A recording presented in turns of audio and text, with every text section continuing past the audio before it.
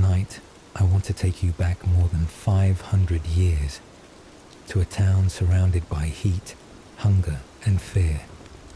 A woman walks out into the street and begins to dance. At first, it looks like madness. Then it spreads.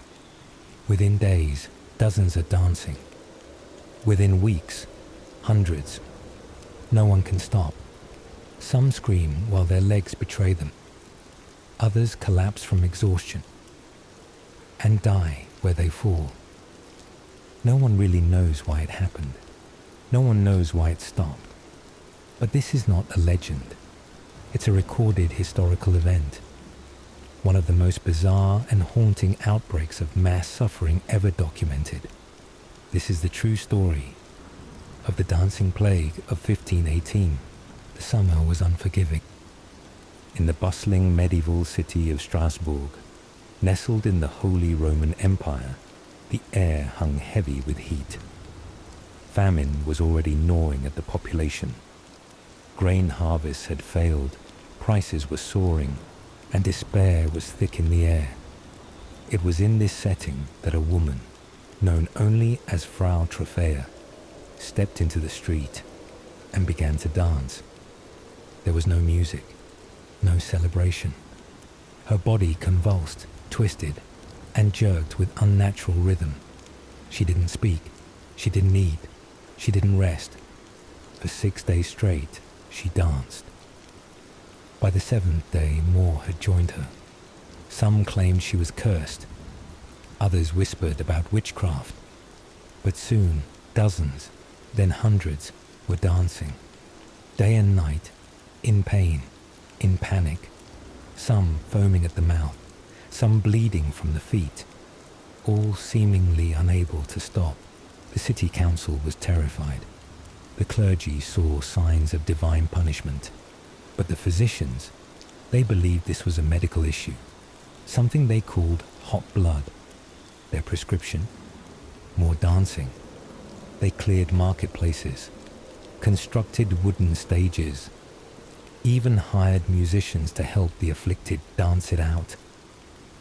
Drums echoed across the square, flutes and pipes filled the air, and the dancers moved to their deaths.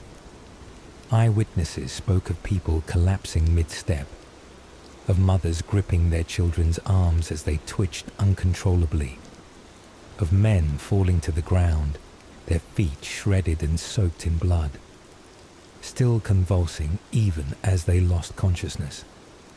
A merchant named Klaus Meyer wrote in his journal, "The eyes of the dancers were dead, their mouths screamed, but their bodies ignored the pain. I saw a man beg for mercy as he danced himself to death." By late August, 400 people had been consumed by the plague. At least 15 were dead, some from exhaustion, others from heart attacks or strokes. But some believed the death toll was much higher and simply unrecorded. The city was unraveling. Local priests began performing mass exorcisms. Candlelit processions wound through the streets at night. Families locked their loved ones inside their homes, afraid they too would be infected by the dance. One man reportedly tied his wife's legs together with rope, hoping to stop the convulsions.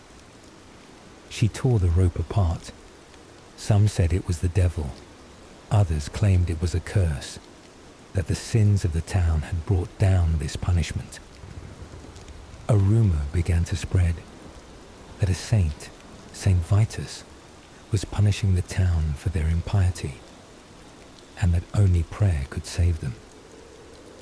Eventually, the city's leaders gave up on medicine and turned to the supernatural. The dancers were loaded onto wagons and sent into the mountains to a shrine dedicated to Saint Vitus. There they were made to wear red shoes with crosses drawn on the soles, doused in holy water, and placed beneath relics. And slowly, the dancing stopped. Just as suddenly as it had begun, historians have spent centuries trying to explain what happened in Strasbourg.